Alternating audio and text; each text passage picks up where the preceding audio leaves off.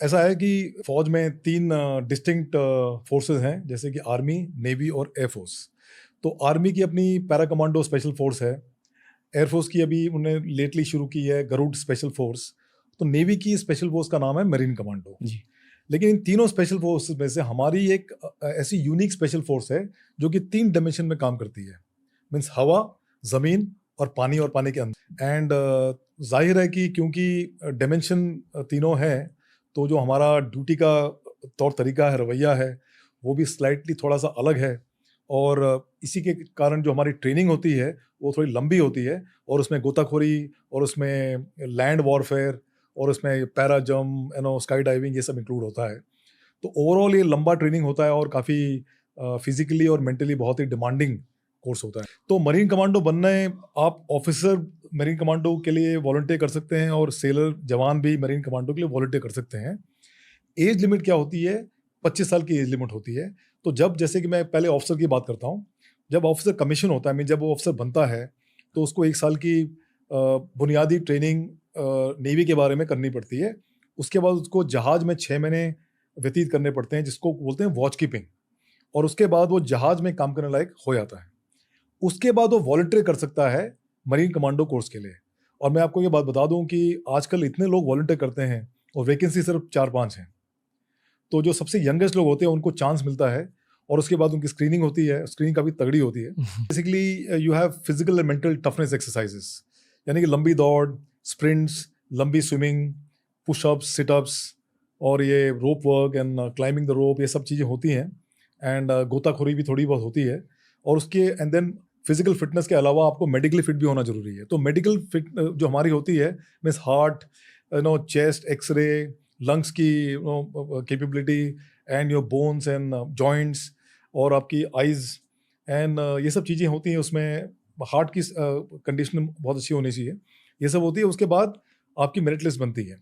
Sellers का क्या है कि वो जो बेसिक ट्रेनिंग करते हैं INS चिल्का में, जो कि उड़ीसा में है, बेसिक ट्रेनिंग के बाद वो अपने ट्रेनिंग यूनिट्स में आते हैं। जैसे कि किसी को अगर मिसाइल गनरी का ट्रेड मिला है, तो वो 6 महीने की ट्रेनिंग वहाँ करता है। किसी को अगर कुछ एविएशन का मिला तो वहाँ ट्रेनिंग करता है।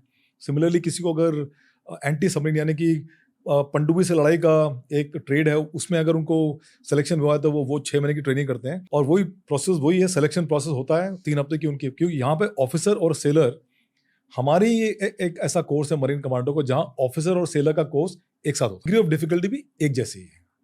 प्रॉब्लम क्या होती है कि क्योंकि ऑफिसर्स और सेलर्स का कोर्स एक साथ होता है, ऑफिसर्स को अपनी बढ़त बनाए रखनी पड़ती है।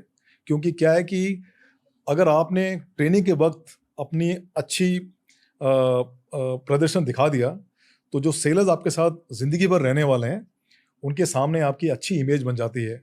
और किसी भी एक ऑफिसर या लीडर की अच्छी इमेज अपने ट्रूप के सामने बनना बहुत ही अनिवार्य है। क्या है कि सबसे पहले जो मैंने मरीन कमांडो कोर्स किया था, तो वो काफ़ी लंबा था।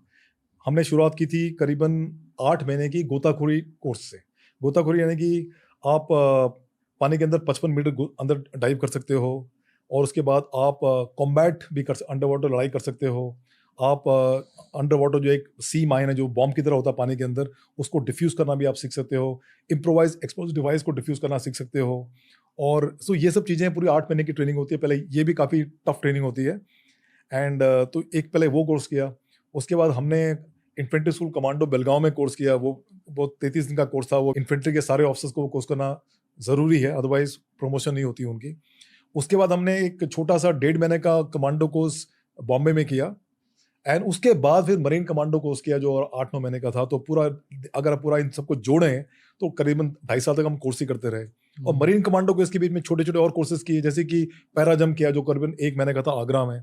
और उसके बाद हमने रिवर राफ्टिंग की शिवपुरी गढ़वाल में, वो था 3 हफ्ते का। बीच में हमने अनआर्म्ड कॉम्बैट कोर्स किया, वो अब 3 हफ्ते का वो कोर्स था। उसके बाद इवेसिव ड्राइविंग कोर्स किया। इंटेलिजेंस कोर्स किया 2 हफ्ते का, पुणे में मिलिट्री इंटेलिजेंस स्कूल है, वहाँ पे किया। तो यानी कि काफ़ी कोर्सेज किए हैं। बिकॉज मुद्दा ये था कि अगर आप एक मरीन कमांडो बन जाते हो, आजकल इनमें से कई कोर्स नहीं होते हैं, बिकॉज उनकी ज़्यादा यूटिलिटी नहीं है।